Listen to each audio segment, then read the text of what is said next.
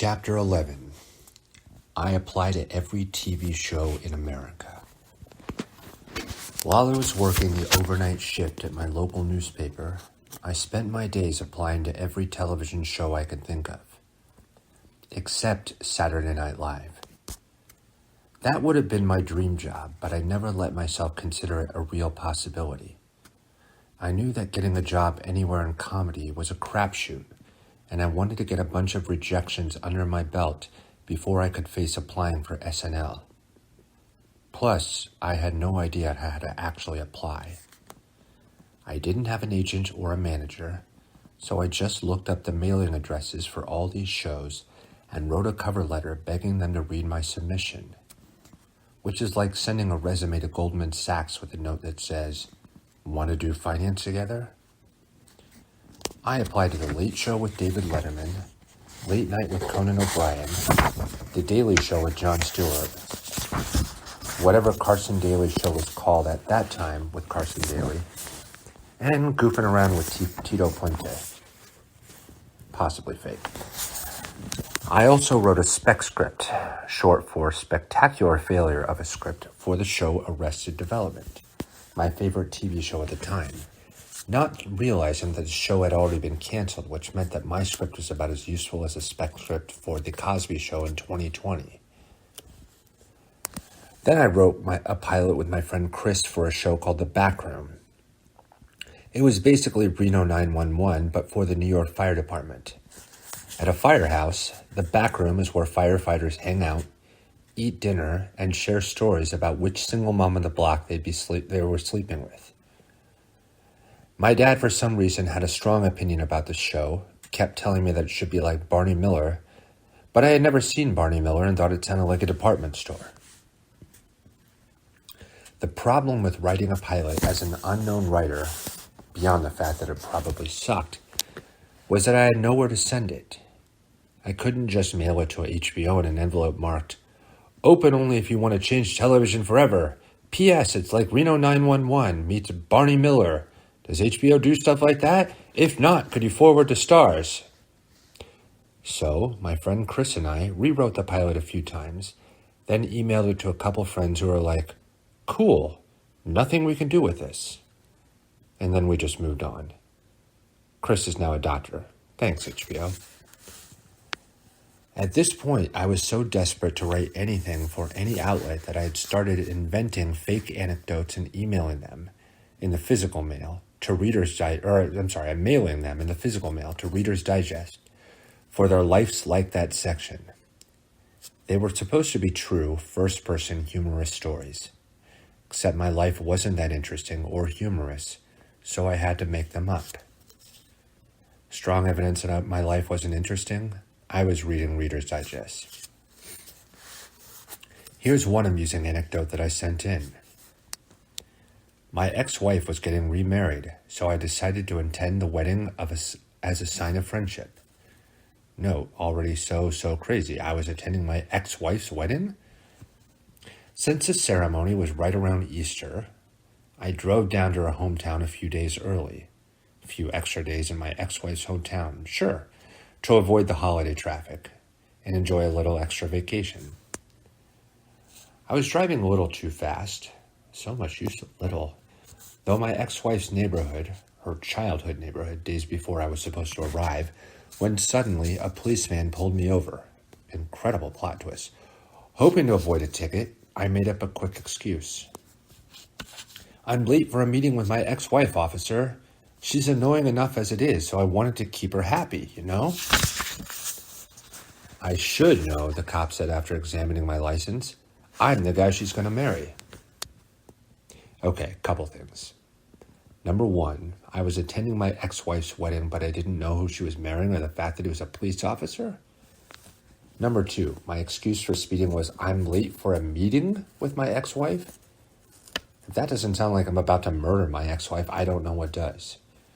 Number three, why did I suddenly become a Catskills comedian from the 1950s? Ex-wives, am I right? So annoying. Yap, yap, yap. It's like, didn't I already divorce you? And here's one more anecdote I sent to Reader's Digest, because I can't help myself, and this is all part of the healing process. Critics take note. This anecdote should prove beyond a shadow of a doubt that I can write just as well as for female characters. For my senior prom, I wanted to wear a very tight, low-cut evening gown I recently saw at the mall. I'm already sweating just from cutting and pasting the sentence. But I knew my father would have problems with his little baby girl, oh my God, going to prom in a revealing dress. So I planned to describe my outfit in the nicest way possible. I would tell him it was a lovely strapless evening gown and very sensible. By the way, this might be the same setup as the movie Carrie. When I approached my father, though, I quickly went into a panic. Glaring at me, he asked, "So, what are you wearing exactly?" "A gownless evening strap, and it's very sensual," I blurted out. Needless to say, I didn't get to wear it. Wow, so I truly apologize to every woman in history, as well as to the concept of humor. And I'd like to thank and bless the great people of Reader's Digest for being smart enough to burn that submission. That way I was free to submit it to Penthouse instead. Finally, I applied to SNL in November, which I later found out was the exact wrong time to apply. Apparently, SNL only looked at writer submissions in the summer when the show was on hiatus, so I had to wait until June to resubmit. In the meantime, out of all the shows I had applied to, only one responded. But the one that responded was The Late Show with David Letterman. This was particularly exciting for me because Letterman was a hero of mine, and when I was in 6th grade, I had convinced our teacher, Mrs. Purridge, to let us recreate The Late Show at the beginning of every history class. I played the role of David Letterman, and I would read several of his top 10 lists from one of 4 full books of top 10 lists that I forced my dad to buy me. We would then reenact our favorite SNL sketches, like Chris Farley's motivational speaker, or Will Ferrell's I Drive a Dodge Stratus, or we would perform musical numbers and skits from Adam Sandler's comedy albums, which were decidedly not appropriate for a Catholic middle school. Mrs. Purridge had to cut us off when we launched into Sandler's audio game show. Is this man having sex or just working out? Spoiler, every one of the men is having loud, graphic sex. Our show was so popular within the 6th grade community that Mrs. Purridge moved us to a school-wide assembly in the gymnasium. It was by far my finest hour in that gymnasium. The event, as far as I can remember, was a hit, mostly because it featured 0 original material. But that didn't stop us from celebrating afterward with a round of Ecto-Coolers. Ecto-Cooler is the green Ghostbusters-themed high-C drink, which was discontinued in 1997. So when the head writers at Letterman's show actually liked my submission, I thought, wow, those books of top 10 lists really paid off. They told me to submit a second packet that should be similar to the first one you did, but better. And I got to work, still thinking it was an extreme long shot. I didn't know this at the time, but Letterman had a history of hiring random people who sent in submissions, even if they were untested or mentally unstable. For example, I later found out that Will Forte, as a then-fledgling writer, and then mild lunatic, had mailed a series of intentionally dumb cartoons to the Letterman offices, which the writers were passing around because they looked like drawings done by a slow-witted child. Then Letterman himself passed by, saw the cartoons, and said, "Hire that guy." Which made me love Letterman even more. So I put together a second submission, and they liked it enough that I got called in for an interview with the head writer, Justin and Eric Stengel. They were brothers, probably still are, who were very welcoming when they could have been intimidating jerks. I could also tell how stressful and exhausting it was to work on a nightly show like that, because every 5 minutes someone would knock and walk in with a piece of paper that probably said, "All these ideas are bad, love Dave." And I'd watch the Stengel brothers pull clumps of hair out of their heads, then turn back to me and say, "So why do you want to work here?" I did not get the job, but I do still receive a Christmas card from the Stengel brothers every year, which was well worth the rejection. A couple months later, I took a job writing for a now-defunct animation company called Animation Collective. Myself and 3 of my friends were hired to write 26 half-hour episodes of a brand-new animated show for Nickelodeon called Kappa Mikey. It eventually aired on Nicktoons, which was like the MTV6 of Nickelodeon. The premise of the show was, stay with me here, a cocky American pop art style teenage boy named Mikey gets cast in a Japanese anime sitcom and has to move to Tokyo and becomes friends with his new castmates. Mitsuki, a human Japanese girl, Guano, a fuzzy purple creature with many insecurities, and Gonard, a tall, husky, dim-witted man who is also purple for some reason, even though he's human. Pretty straightforward, right? Oh, and the title, Kappa Mikey, was a play on kappamaki, which is apparently a type of sushi. You know, a kid's show. Of course, my friends and I were very grateful to have a writing job of any kind, even though we endured what in retrospect were illegal working conditions on many levels. First of all, our office was also our boss's apartment. I just Googled, can my boss live in our office? And Google seems to think the answer is no. The artwork on the walls included vintage photographs of Ukrainian boys in sailor outfits. Our target audience? We'd find condoms on the floor and had to pretend not to see them. And certain employees would have to take breaks from work so our boss could dress them up in old-timey costumes and have them pose for a photo shoot on the roof. I really liked our boss, even though he was at times a maniac. His previous company was an online toy business, which, I kid you not, was ranked the number 2 most promising company in America by Business Week in 2001. Number 1 on that list? Enron. The good news was, we had technically become professional writers, even though I was making a lower hourly wage than I was lifeguarding at age 15. When you're starting out, any credit is a good credit. You can tell people you're working in entertainment, even though you're actually working on a madman's fever dream. And not to brag, but Variety called Kappa Mikey a cacophony of sights, sounds, and animation interspersed with some relatively clever writing. They also falsely predicted that it would become a cult hit. Then I got a call from one of the associate producers at SNL after I finally, properly, submitted a sketch packet.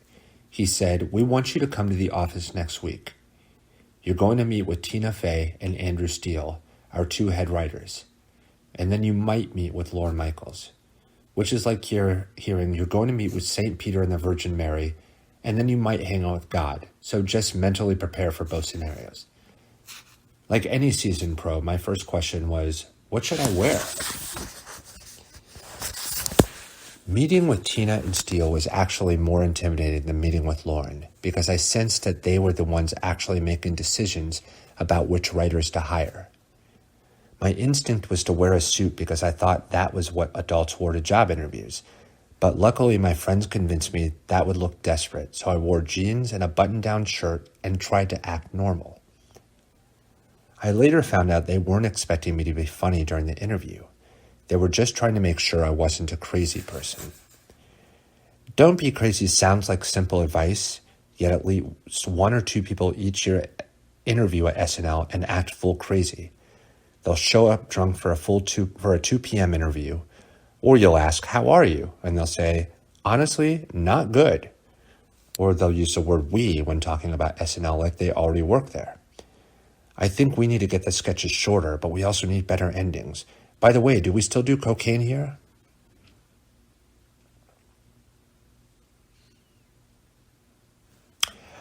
Like when they ask, where are you from? I just had to avoid bursting into tears and yelling, I don't remember anything after the accident. I managed to survive the interview without doing that and was told by one of Lauren's assistants that Lauren would like to see me too. So could I hang out at the office for a few more hours? I looked at my wrist, which didn't have a watch. No problem. While I waited, I met Andy Samberg, Akiva Schaffer, and Jorma Tacone from The Lonely Island, who had gotten hired the week before, and Brian Tucker, who had just come to SNL after working at Chappelle's Show. I also found out they were putting Andy and a guy named Bill Hader in the cast, and then Jason Sudeikis, who had been a writer, would be joining the cast as well. A few weeks later, they hired Kristen Wiig. I didn't know it at the time, but that would be the group I started with and would spend 80 hours a week with for most of the next decade. 6 hours later, I met with Lorne Michaels. I would have waited 6 days.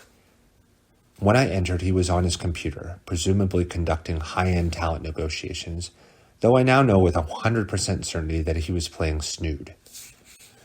We sat in 2 chairs facing each other, and he just asked me questions about my life and about my experience as a viewer of SNL. He asked me which cast I watched the most growing up, and I told him it was Farley, Sandler, Chris Rock, David Spade, Jan Hooks, Tim Meadows, Mike Myers, Kevin Nealon, and Phil Hartman. And Dana? He asked, almost worried. Oh, and Dana. He was the best. Now, of course, I was terrified that I had blown the entire interview because I forgot to mention my genuine love of Dana Carvey. We spoke for another 5 minutes, and then Lorne paused. He said, "So do you have any questions for me?" Somehow I was not prepared for this most basic of interview questions. He had been asking me where I was from, so I just panicked and asked him, "Where are you from?" That was my one question for Lorne Michaels. Where are you from? That's like asking the genie, "Can you make sandwiches?" Lorne said, "Well, I'm from Canada, and then I came to New York to start the show." And I was like, right. So like the very first information that comes up when you Google Lorne Michaels. Very cool. Then he said, "Okay, it was good meeting you, Colin. I'll be seeing you around." And the interview was over. I didn't know whether "I'll be seeing you around" meant you're hired, or if he just hoped to see me around the streets of New York. None of Lorne's assistants or the producers of SNL knew what Lorne meant by that either, so they quarantined me in one of the writers' offices while they figured it out. A half hour later, the phone in the office rang, and I sensed that I should pick it up. Proof that I was a crazy person after all. It was producers Mike Shoemaker and Steve Higgins, and they said, "Congratulations, you're hired." I was so happy I didn't even process how weird it was that I was at SNL but somehow hired over the phone. "When can you start?" Mike asked. I'd completely forgotten about my current job dodging condoms at Animation Collective. "Well, I guess I should give my boss 2 weeks' notice." "What about you start tomorrow?"